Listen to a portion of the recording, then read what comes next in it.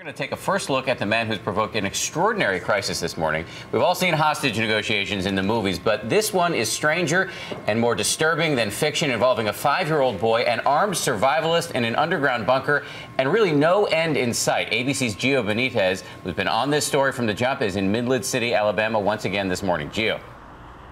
Dan, good morning. This is now day 5 of this hostage standoff. It's happening just behind that white building that you see there.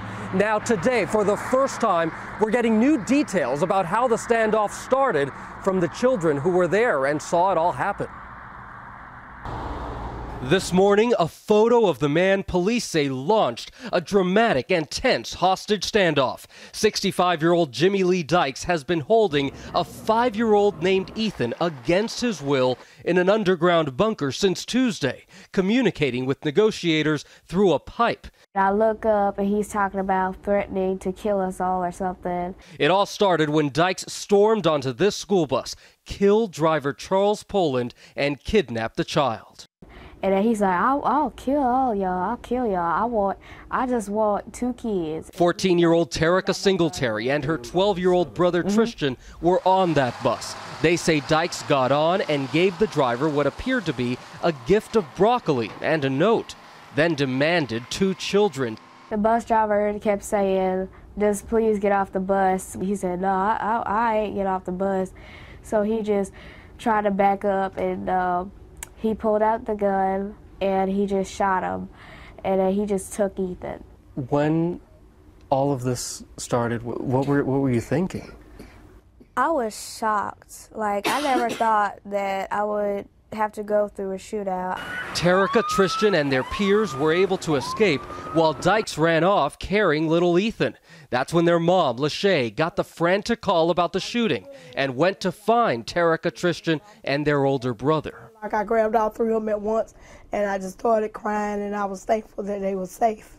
The children had seen Dykes before, constantly working on his fence. Neighbors say he was a survivalist and had been violent toward local animals in the past.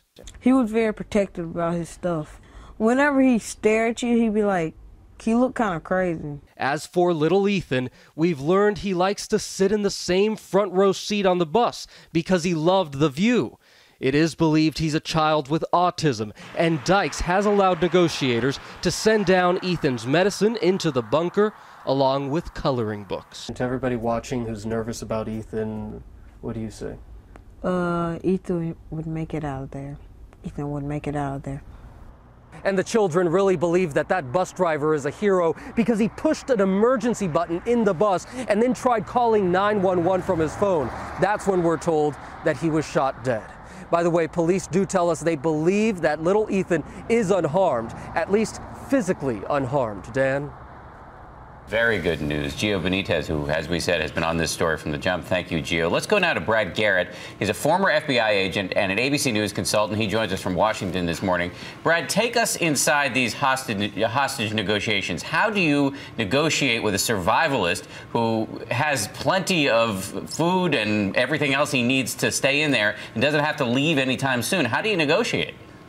Because it's all about doing certain things in an order. In other words, what do you want, Mr. Dykes? And he, early on in this negotiation, he would have told them, I want A, B, and C.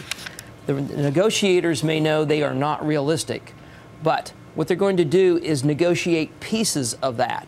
For example, it appears that they've been able to get food and perhaps medicine into the bunker. Now, that's important because it's Mr.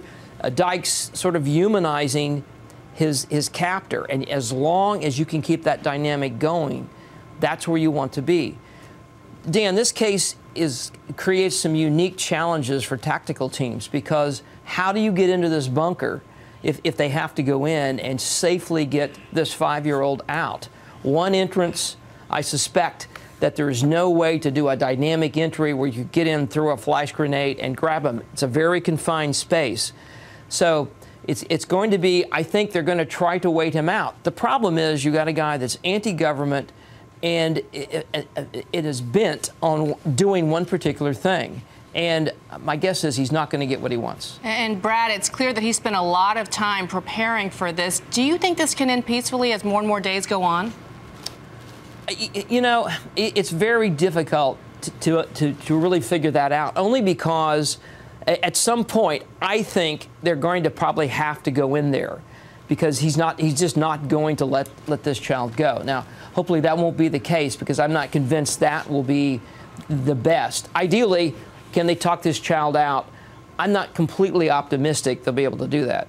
Such a young child. Our thoughts and prayers are with him and his family. Brad Garrett, we appreciate your time this morning.